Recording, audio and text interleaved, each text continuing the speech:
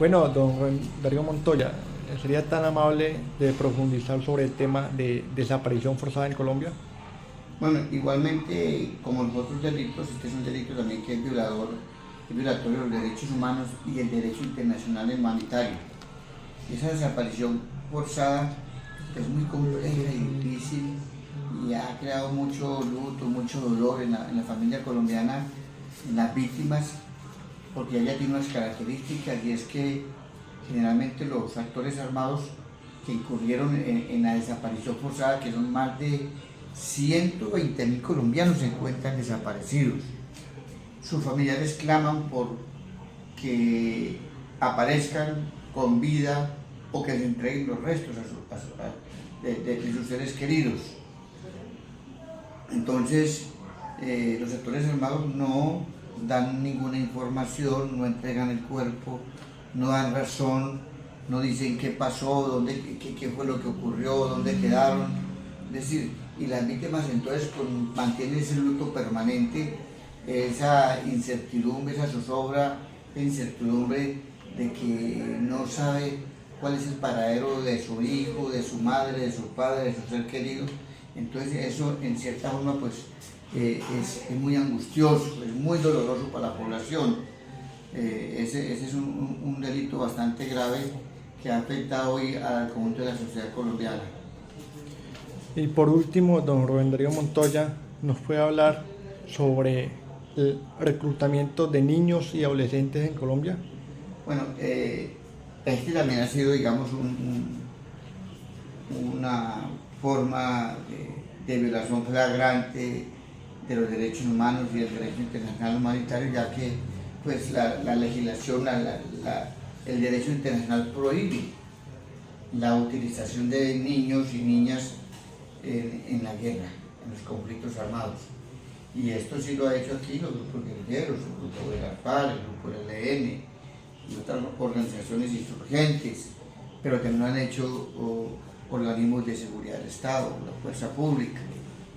Entonces, pues yo pienso que todos nosotros somos claros de que los jóvenes, nuestros niños no están para estar empuñando armas ni estar participando de las contiendas bélicas, de las hostilidades, sino que los niños deben de estar en sus entornos sociales, de la educación, del deporte, de la recreación, del arte, de la cultura, digamos que esos espacios que son los naturales y los propios para nuestros jóvenes. Entonces, pudiéramos decir que estos cinco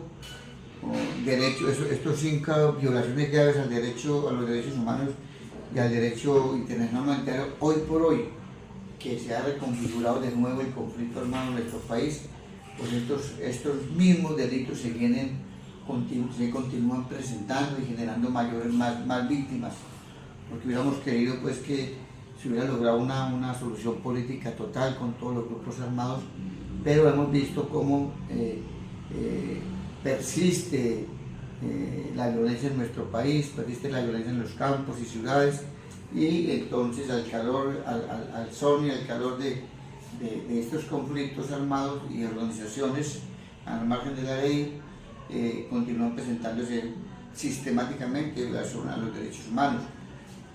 Se vienen presentando, por ejemplo, homicidios en todo el país, de líderes sociales, de líderes sindicales, de menores derechos humanos, de soldados y policías, de paramilitares. Es decir, el homicidio no cesa. Lo mismo los asesinatos selectivos, lo mismo las masacres, lo mismo se viene presentando el tema del secuestro y la extorsión, se viene presentando de igual manera la desaparición forzada y el reclutamiento de menores. Desafortunadamente estas violaciones graves a los derechos humanos y al derecho internacional humanitario no cesan, por el contrario, están presentes en la vida cotidiana de nuestra sociedad. Y eso es un problema que nos afecta a todos y tenemos que tratar entre todos los colombianos a ver cómo paramos esta absurda enfrentamiento armado y cómo logramos construir una sociedad progresista, democrática y pacífica donde podamos vivir todos, donde quepamos todos. ¿Nos podría profundizar un poco más sobre las ejecuciones extrajudiciales? Bueno, las ejecuciones extrajudiciales pues, de por sí constituyen un homicidio. y son extrajudiciales porque están por fuera del orden jurídico, del ordenamiento jurídico de nuestro país.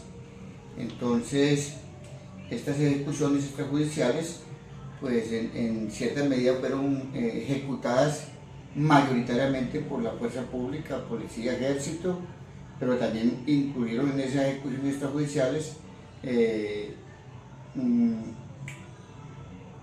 los grupos paramilitares y las guerrillas colombianas, tanto de la FARC como del ELN. Entonces, esas ejecuciones extrajudiciales consisten básicamente en que una persona era llevada, reclutada o con falsas promesas, era llevado, después se le colocaba, por ejemplo, como el caso de los más llamados falsos positivos, se les colocaba en un uniforme y un fusil, después se les daba de baja, después se les asesinaba y eran presentados ante la opinión pública nacional como combatientes dados de baja en combate. Eso como para presentar pues, que había unas fuerzas armadas que estaban ganando la guerra. Porque, digamos, ese fue una característica fundamental casi que de los diferentes actores que estaban inmersos en el conflicto, de que todos querían ganar la guerra, y ganar la guerra a cualquier costo, a cualquier precio, a como fuera, pero era mostrar resultados de que se estaba ganando la guerra. Entonces, estos crímenes extrajudiciales pues, es una clara violación al derecho internacional humanitario.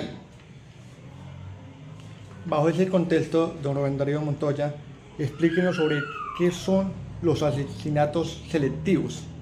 Bueno, de igual manera, en el marco también de los homicidios, es bueno precisar también que la mayor parte de los homicidios, de las muertes violentas en nuestro país, que se dieron en el marco del conflicto armado, según el Centro Nacional de Memoria Histórica, el 90%, oigan bien esta cifra, el 90% de los muertos, de los asesinados, víctimas de homicidio, fueron población civil, y gente de a pie, gente del común, ¿sí?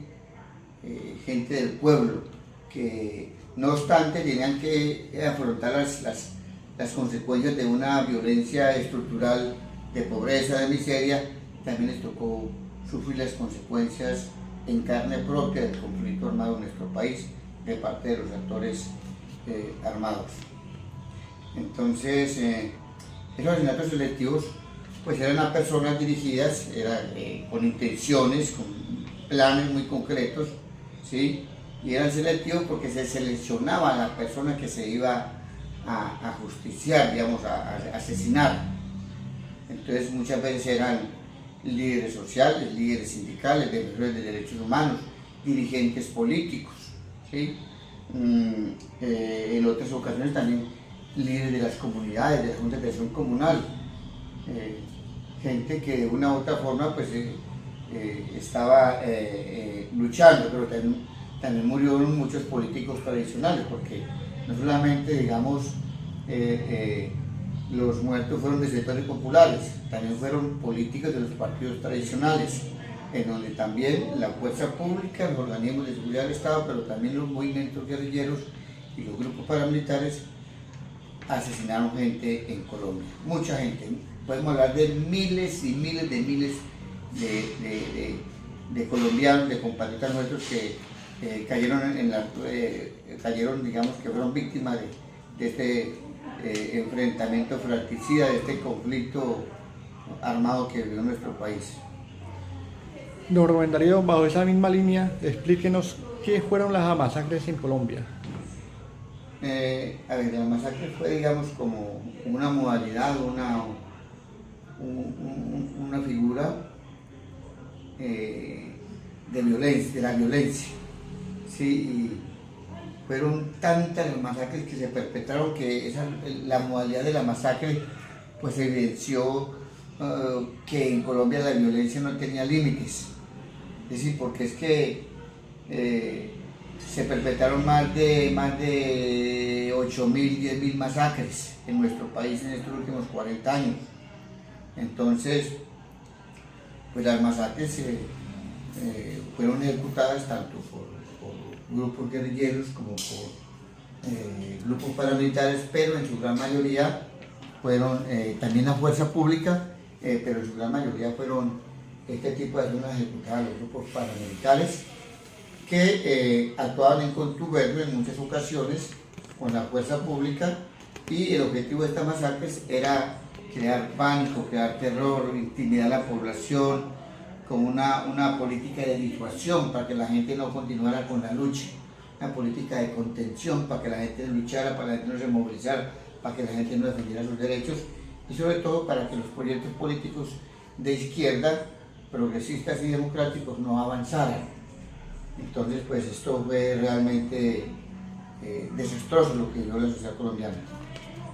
Don Rubén Darío Montoya, explíquenos qué fueron los secuestros en Colombia. Bueno, la modalidad del secuestro también es un fenómeno que le causó mucho dolor a la sociedad colombiana, generó muchas víctimas. Podemos hablar de más de 50.000 secuestrados en Colombia. Las principales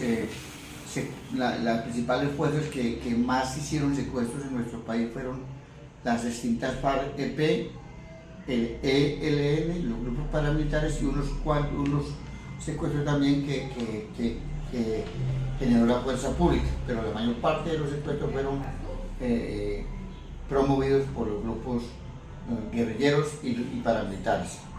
Entonces,